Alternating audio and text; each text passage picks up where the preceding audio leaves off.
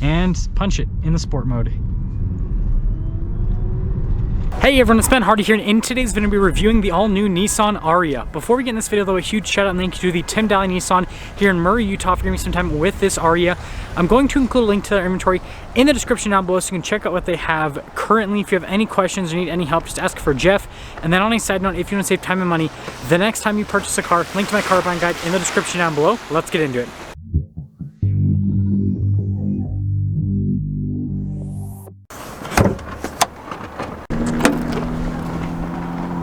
So with this particular Ariya, we have a 63 kilowatt hour battery pack paired to a single electric motor, giving it a total system output of 214 horsepower. Range with this particular model is 216 miles. Now, before we go over the front end, I do want to mention, if you want to see more videos just like this, then I recommend you subscribe because I post content every single day. Starting with the hood, the design's pretty simplistic, and I think the metallic gray looks really good on the Ariya. Now, I've got these really sharp looking LED headlights here, and then look at like the daytime running light, and then you can see with the front end, pretty cool design right there. Hopefully that pops up on the camera. Obviously got the new style of Nissan logo, parking sensors here on the front end, and then that actually goes all the way through, which is pretty cool. And seeing the full production version in person, I'm gonna say I love it. Camera on the side here, tire and wheel setup is 235, 55, 19 in the front and over in the rear as well. And I will say, I think this is the best ever attempt with aerodynamic wheels because not only are these functional, but they look so cool. You guys can see we've got this black painted fender flare here. And then if we press this right here, we've got our charging port. It looks like we've got regular charging and then DC fast charging as well. And then by the way, that black trim continues along the side. You can see the mirror cap also blacked out. And then notice there's chrome trim there at the top of the windows. And then here's your full side view of the Ariya. And again, it's really handsome looking. I know it's kind of like weird and futuristic-y, but it works. So here's our key fob. We have our unlock function, our lock function. We've got the Nissan logo and then not much else happening there. And then opening the hatch is really easy. Just press that button and then it'll lift right open. Now actually popping into the hatch area, although the Ariya is not massive, it's actually very spacious back here. Notice how you can pick this up and put it like that, so then you can like have two separate cargo areas. And then we do have a built-in cargo cover. And when you're all done, just plop. Really cool looking taillights here on the back end, and then you guys can see it goes to the Nissan logo. We've got our Ariya badge down below, and then we have our Engage badge there on the other side. Parking sensors here at the rear as well. Something else to mention is look at the spoiler here. It actually goes through. That's cool. But finishing things up with the exterior, I think that they did a really good job with the overall styling. Now taking a look at the door panel, you guys can see really nice padding here at the top and then also down below. I like that trim right there. We've got our window control, and then the door handle also looks pretty nifty.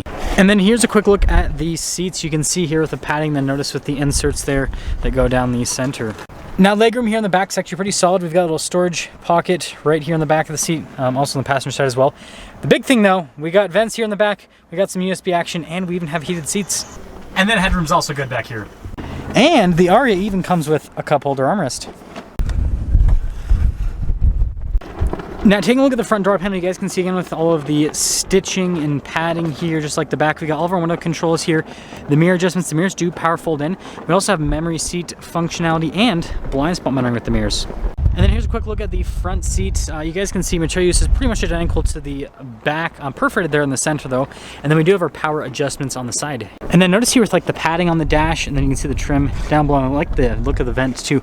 Steering wheel is manually adjustable. And then you guys can see here we've got some controls for like the heads-up display, steering assist, charging, all that kind of stuff, and your auto hold as well.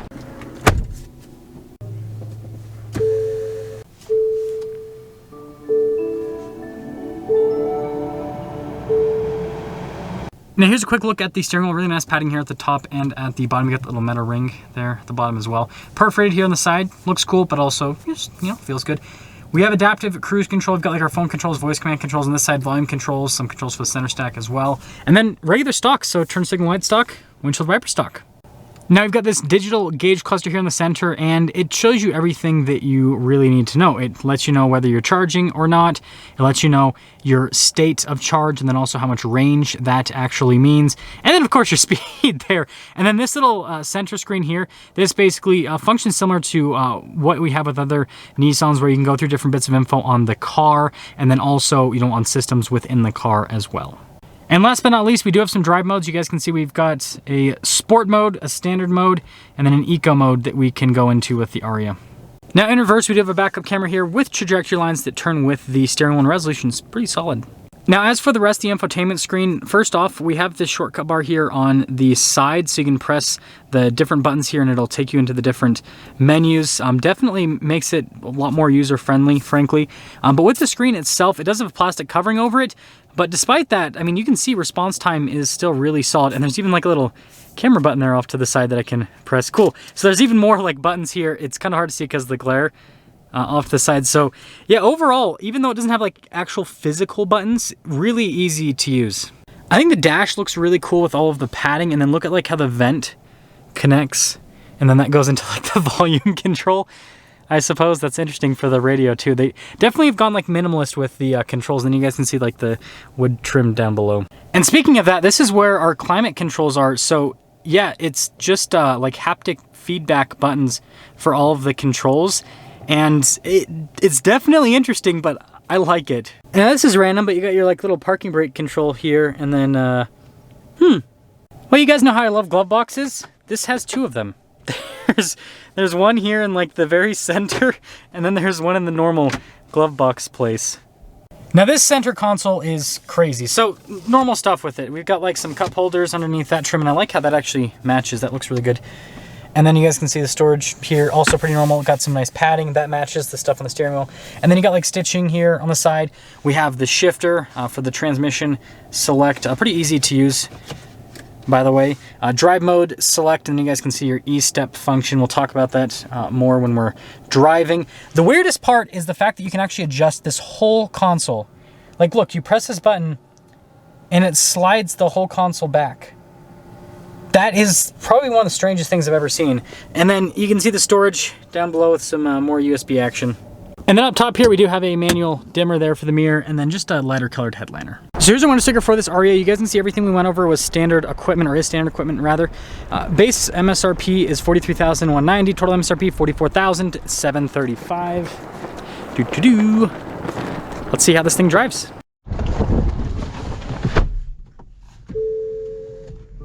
Well, let's talk about visibility before we set off. Here's your visibility over the hood. You guys can hopefully see the heads-up display. Both the mirrors do have blind spot monitoring. And throughout the rest of the rear. And, well, let's set off in the Ariya. Make sure to adjust my seat. Make sure to adjust my center console. Ready to go. I still think that is such a strange feature. Power adjustable center console. I feel like I've seen it all at this point. But first off, I will say seat comfort's actually really good. Got lots of Teslas. Let me know if you guys want me to do a Tesla versus Ariya review. Tim Daly always has lots of pre-owned Teslas. They kind of specialize in that, and so yeah, if you guys want to see that, then let me know. We gotta wait like 20 minutes for this Prius to get up to speed so they can pass us before we can go. It's just how it works with Priuses. But getting up and moving here. And again, this is kind of more of like the baseline acceleration and everything. Obviously they have the dual electric motor set up. It's all-wheel drive, which I think is gonna be a lot more popular here in Utah. Now let's do the E-step. So right now I've got E-step on. Basically, this is gonna be your regen. So since I have it on right now, as soon as I let off the throttle, it'll be really aggressive with the regen. So then basically it's like a one pedal drive. So coming up to this turn here, you guys will be able to see, man, so much snow. I'm gonna only be able to be like half in the lane.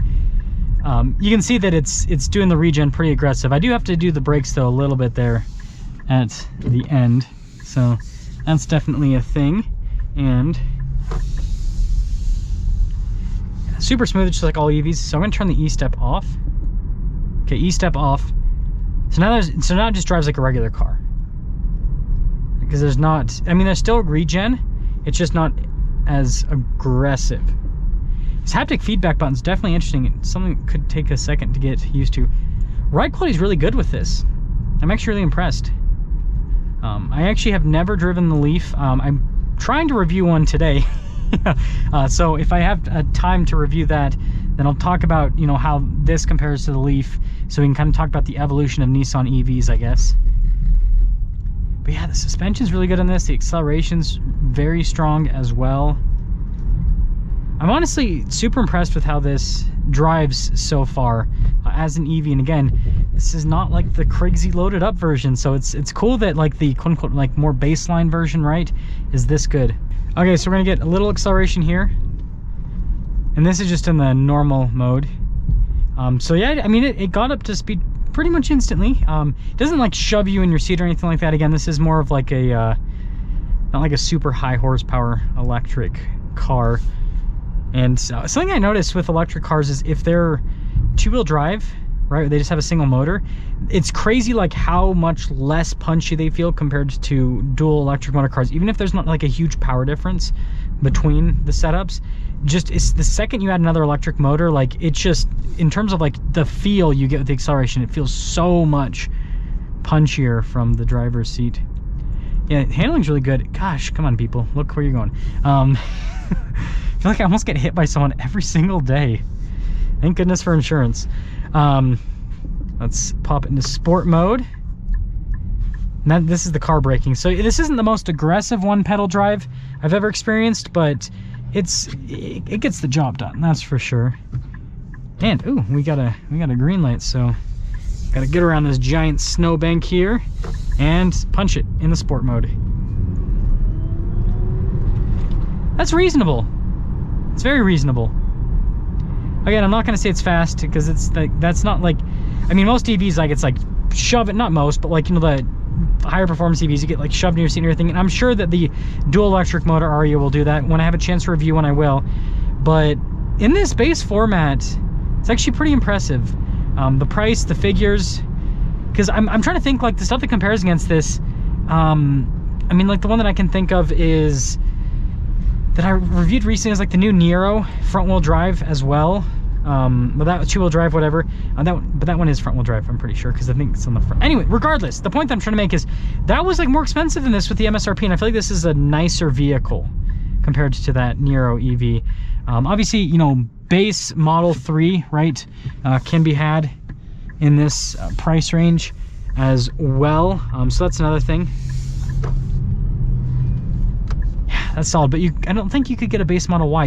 Even after Tesla's price cut, I think a base Model Y is still more expensive than this Ariya. But let me know what you guys think.